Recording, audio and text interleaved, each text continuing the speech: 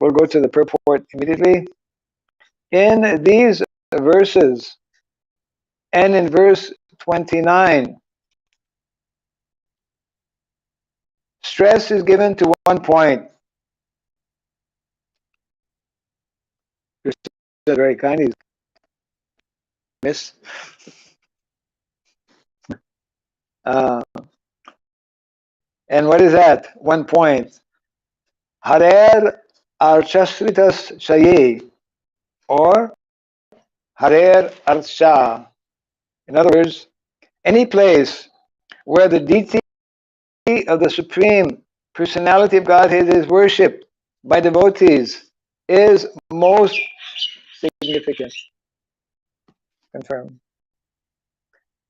The Krishna consciousness movement is giving the population of the entire world a chance to take advantage of Krishna consciousness through the ISKCON centers, where one may perform deity worship and chant the Hare Krishna Mahamantra, and in this way obtain results with effectiveness increased 1,000 times.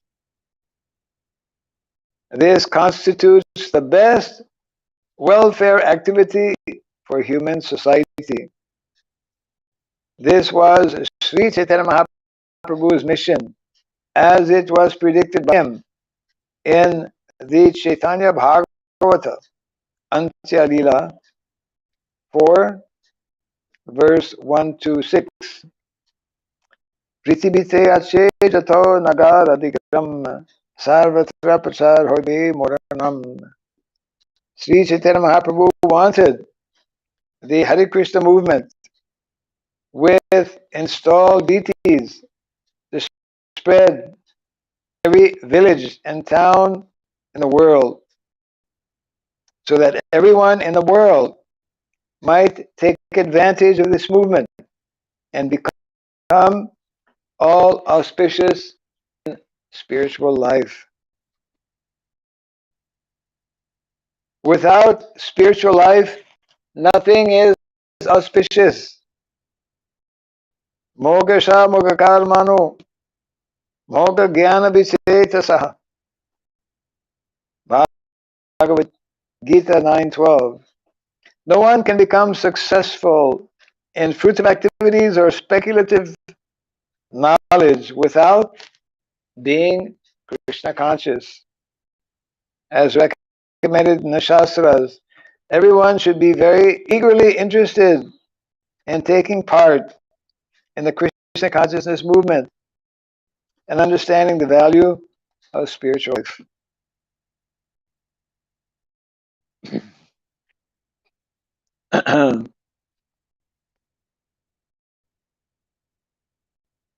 An open invitation this morning to visit all the centers in the world.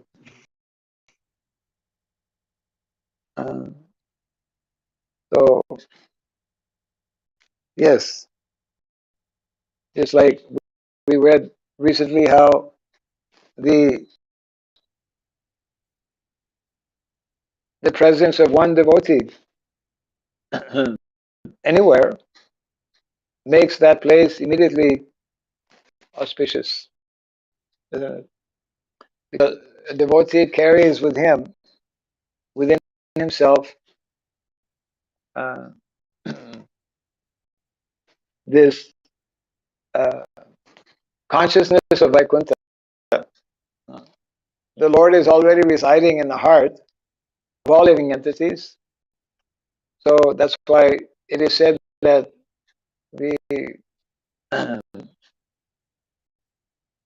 this body is like a temple. Within this body, the Lord resides.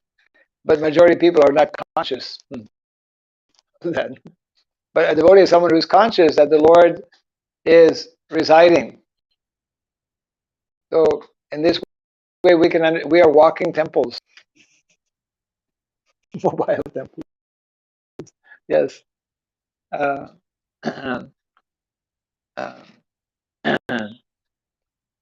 Krishna has already digitalized everything.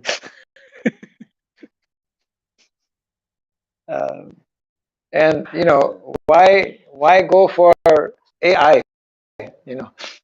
Why so much botheration for artificial intelligence? Go for the real intelligence.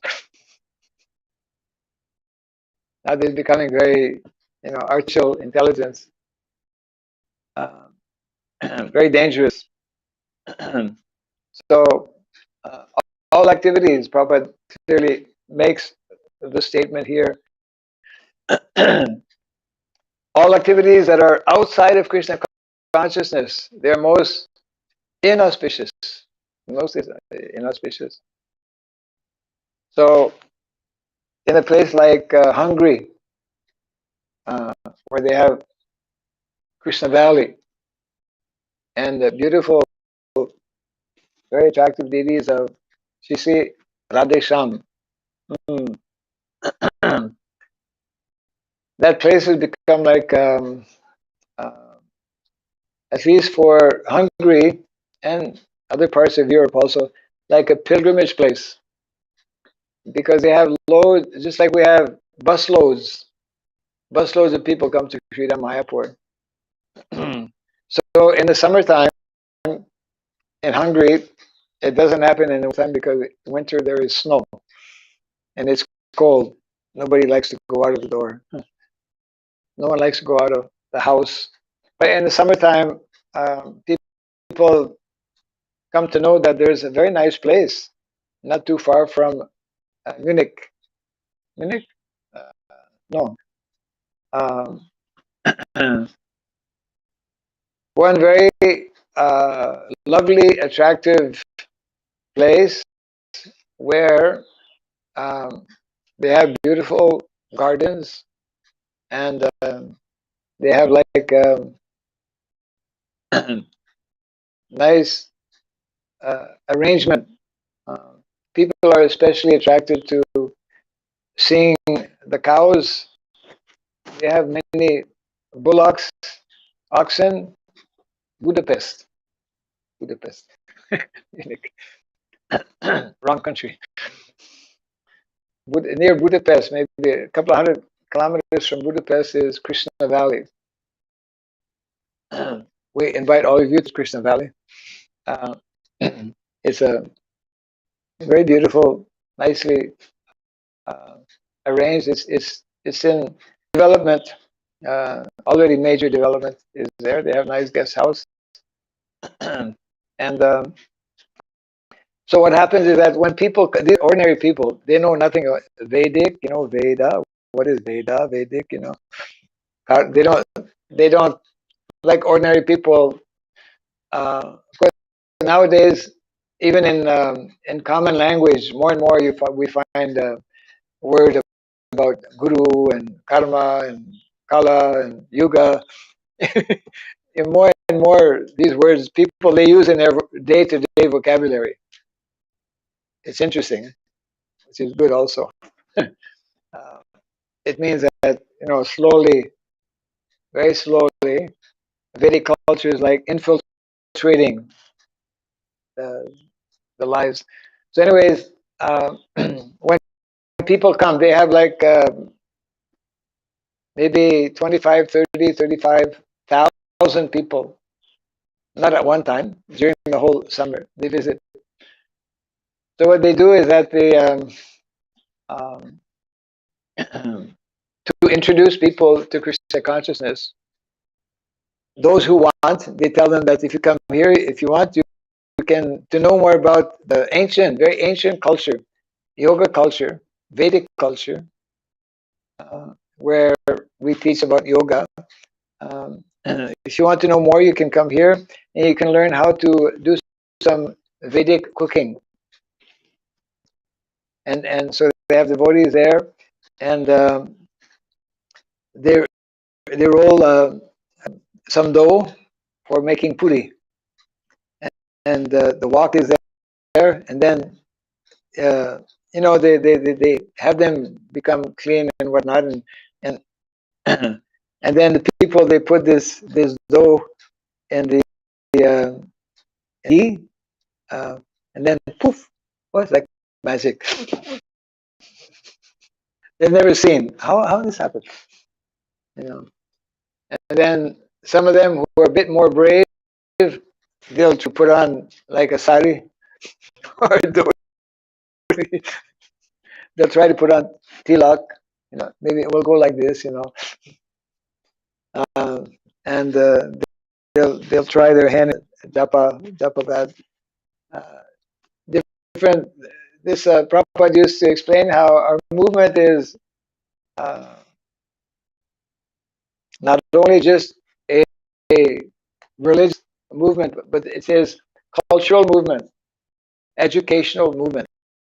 So whoever comes in contact with devotees, especially when people come to our centers, then they should be given, you know, opportunity in different ways. And then they visit the garden. Oh, this is all like organically grown, naturally grown, because naturally it's all organic, right? So our different centers, Prabhupada of course mentions mostly the centers in big cities, but Prabhupada also wanted that we not only visit the big cities, but we visit some of our rural communities where we have what they have in the cities, but more. In the city, you have a nice big temple, nice altar, deities, darshan, prasadam. But in the country, you have more open space. You have gardens. You have cows. Very difficult for people to have darshan of cows in our big cities because we don't have cows in big city. They don't allow cows. Anyways, there's no place to keep cows also. So, uh, so this is nicely being presented here, explained by Srila Narada Muni. The more we have such places, then any kind of activity, any kind of devotional activity, we're talking about devotional activity, that one performs in those holy places, one will get 1,000 times or more the benefit or the result. So for every nail that a carpenter will put in wood in Mayapur Dham, he will get 1,000 times result. 1,000 times. Carpenter is good for carpenters. No?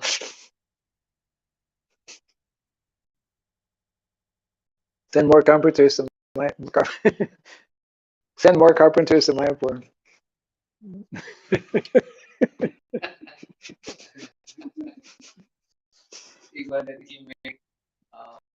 One could here like 1,000 could Yeah, 1,000 could. One kutir here will be 1,000 kutir.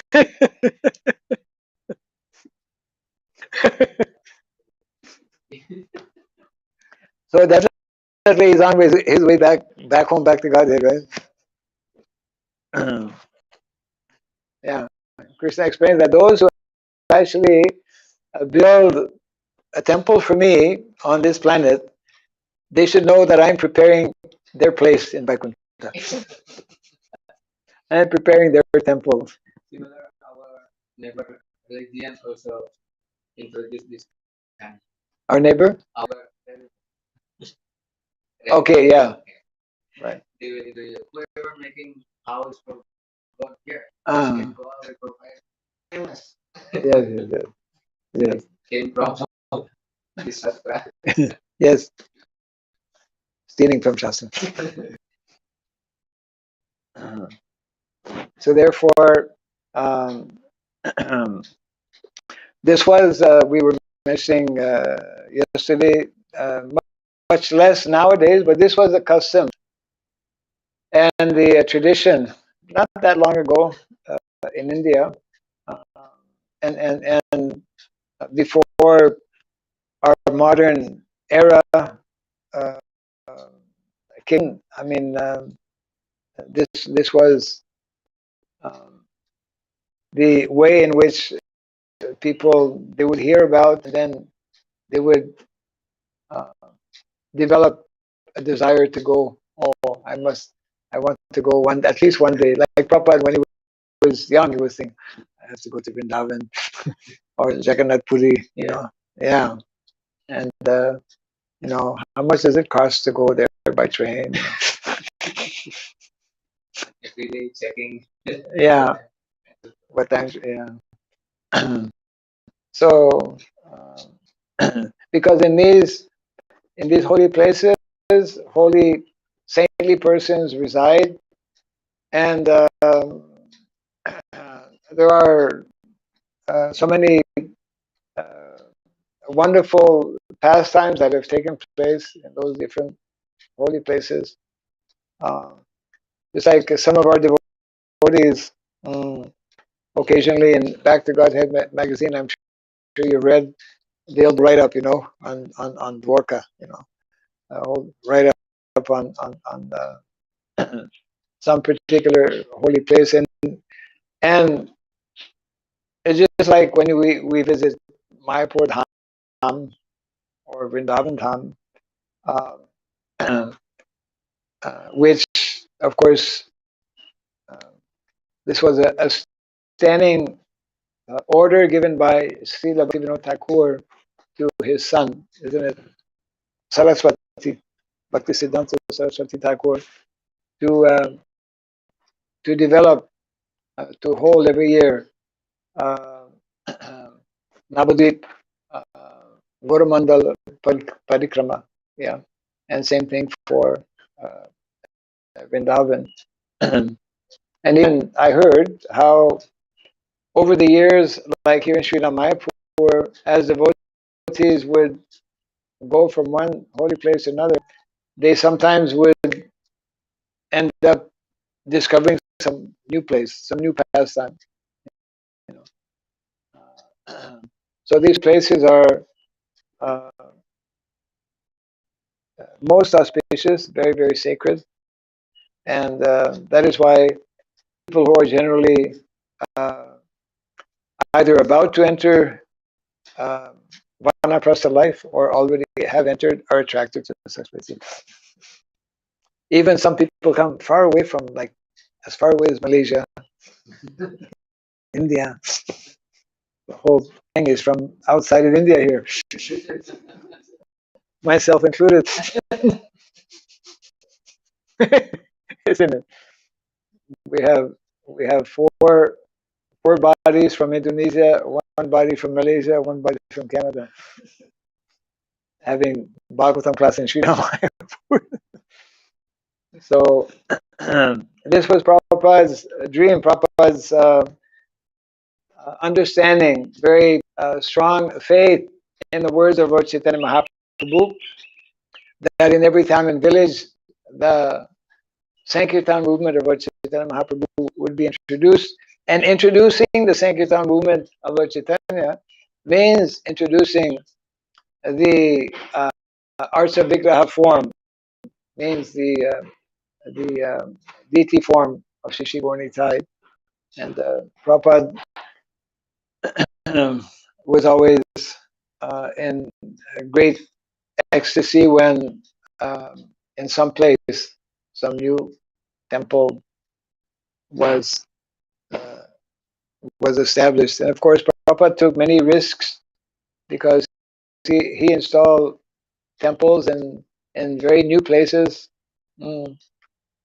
Um, I heard how when he went to Australia, you know, before Prabhupada went to Australia, not too much about Vedic culture there. I mean, nothing about Vedic culture. So in the Vedic literatures, it speaks about those places that are not connected or somehow become disconnected with Vedic culture. They're a land of Malecha and Javana, where people don't follow any proper principles and whatnot. So Prabhupada wanted so much actually to introduce this Vedic lifestyle and Vedic culture. So he had flown with one devotee from India I believe it's from India, carrying deities of Radha and Krishna. Now I don't know how they probably didn't have to pay a ticket for them.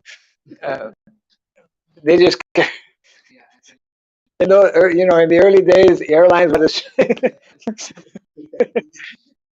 not as strict as now. You couldn't do that today. You can't even carry a danda. But to speak of deities, yeah, these are my deities. They would sit right, I guess on the sea. A free trip to Australia.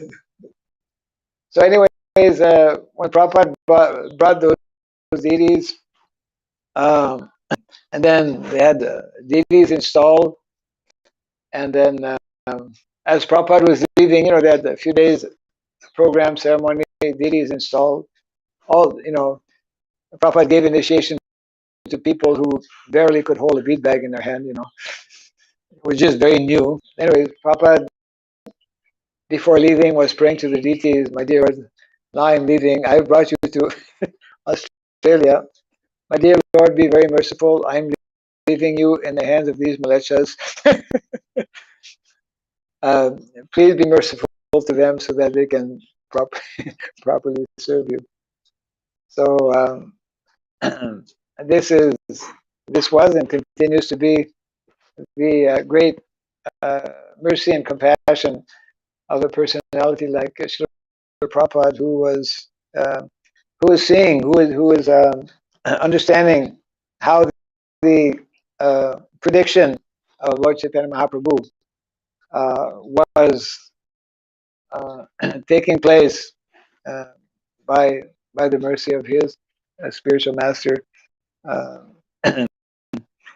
by giving so many opportunities actually to go to different countries, and to install deities like the Bornitai, Lord Jagannath, and Radha and Krishna. So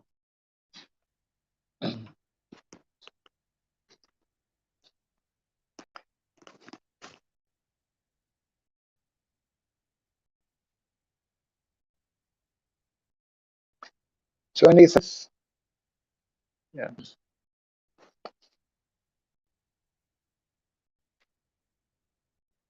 The verse is too long to read. Not really read it.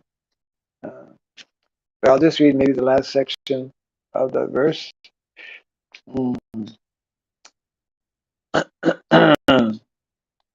One who intends, one who wants to advance, who intends to advance in spiritual life, may visit all these places and perform ritualistic ceremonies to get results 1,000 times better than the results of the same activities performed in any other place. Yeah.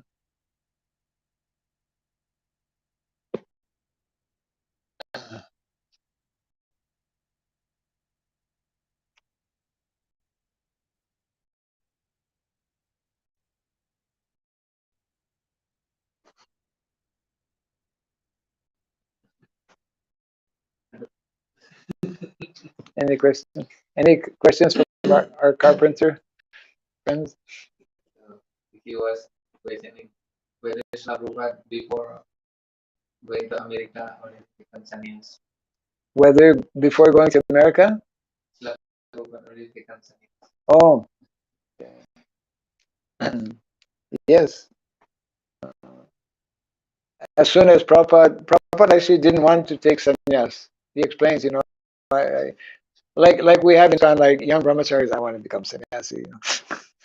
Prabhupada was, of course, a householder, and he understood how taking sannyasa quite a serious matter, and he was not. He explains how uh, it is only when Guru Maharaj appeared in my dream. My Guru Maharaj came a few times and told me, Abhay, not Abhay, but you have to take sannyas. And For Prabhupada, that was like something major, because the primary uh, duty or business of someone who takes sannyas is to travel and preach. To travel and preach. Mhm.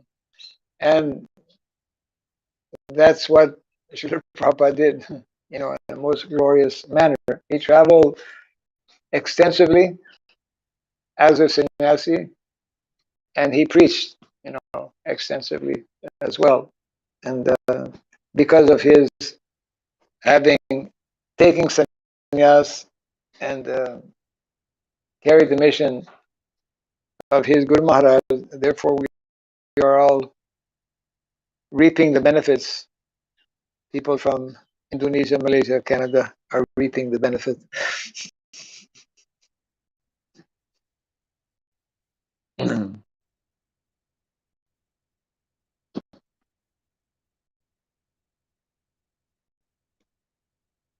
I see we have very few sannyasis in ISKCON.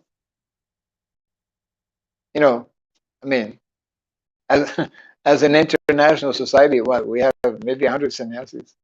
Not, I think, not more. I don't know what is the latest count. Approximately, maybe 100 sannyasis for the whole world. Very less.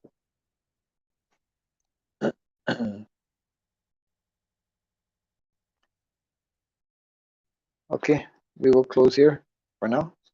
Jai Grantaraj Bhagavatam Meki. Yeah. Jai Shri Prabhupada Ki. Yeah. Gaura Premanandi.